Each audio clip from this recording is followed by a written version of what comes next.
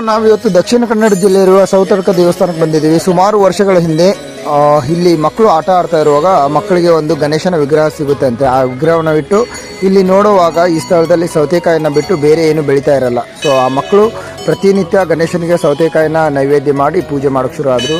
ಅವತ್ತಿನಿಂದ ಈ ಜಾಗಕ್ಕೆ, ಈ ಸ್ಥಳಕ್ಕೆ ಸೌತಡ್ಕ ಅನ್ನೋ ಹೆಸರು ಬಂತಂತೆ. ಸೊ ಹಾಗೆ ಇಲ್ಲಿ ನೋಡ್ಬೋದು, ಎಲ್ಲಿ ನೋಡಿದ್ರು ಗಂಟೆಗಳನ್ನು ಕಟ್ಟಿದರೆ. ಸೊ ನೀವು ಬಂದಾಗ ಇಲ್ಲೇನಾದರೂ ನಿಮ್ಮ ಹರಕೆಯನ್ನು ಕಟ್ಕೊಂಡು ಹೋಗಬೇಕು. ಆ ಹರಕೆ ಈಡೇರಿದ ಮೇಲೆ ಇಲ್ಲಿ ಬಂದು ಗಂಟೆಯನ್ನು ಸಮರ್ಪಿಸಿ ತಮ್ಮ ಹರಕೆಯನ್ನು ತೀರಿಸ್ಕೊಳ್ಬೇಕನ್ನೋದು ಒಂದು ವಾಡಿಕೆ. ಹಾಗೆ ನೀವೇನಾದರೂ ಈ ದೇವಸ್ಥಾನಕ್ಕೆ ಬಂದರೆ ಡೆಫಿನೆಟ್ಲಿ ವಿಸಿಟ್ ಮಾಡಿ.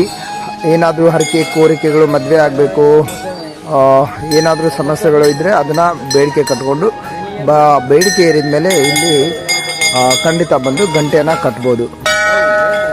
ಹಾಗೆ ಇನ್ನೊಂದು ವಿಶೇಷ ಏನಪ್ಪ ಅಂದರೆ, ನಾವು ಯಾವುದೇ ದೇವಸ್ಥಾನ ನೋಡಿದರೂ ಅದಕ್ಕೆ ಒಂದು ಮಂದಿರ ಅನ್ನೋದಿರ್ತದೆ. ಈ ಗಣೇಶನ ದೇವಸ್ಥಾನಕ್ಕೆ ಮಂದಿರ ಇಲ್ಲ. ಈ ಮಂದಿರವನ್ನು ನಿರ್ಮಾಣ ಮಾಡಬೇಕು ಅಂತ ಅರ್ಚಕರಲ್ಲಿ ಅಥವಾ ಹೇಳಿಕೆ ಹೇಳೋರಲ್ಲಿ ಕೇಳಿದಾಗ ಒಂದು ಕಾರಣಕ್ಕೆ ಬಂತಂತೆ. ಏನು, ಈ ಗಣೇಶನಿಗೆ ಮಂದಿರ ಕಟ್ಟೋದಾದರೆ ಆ ಮಂದಿರ ಒಂದೇ ಒಂದು ದಿನದಲ್ಲಿ 24 ಗಂಟೆಗಳಲ್ಲಿ ಮಂದಿರ ಮುಗಿಬೇಕು.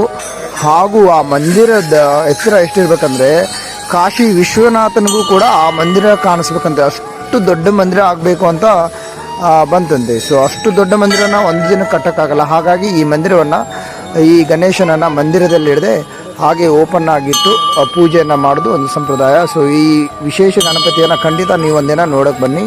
ಸ್ವಾಮಿ ಶರಣಮಯ್ಯಪ್ಪ. ಈ ಮಾಹಿತಿ ಇಷ್ಟ ಆದಲ್ಲಿ ಲೈಕ್ ಮಾಡಿ, ಸಬ್ಸ್ಕ್ರೈಬ್ ಮಾಡಿ, ಶೇರ್ ಮಾಡಿ. Thank you.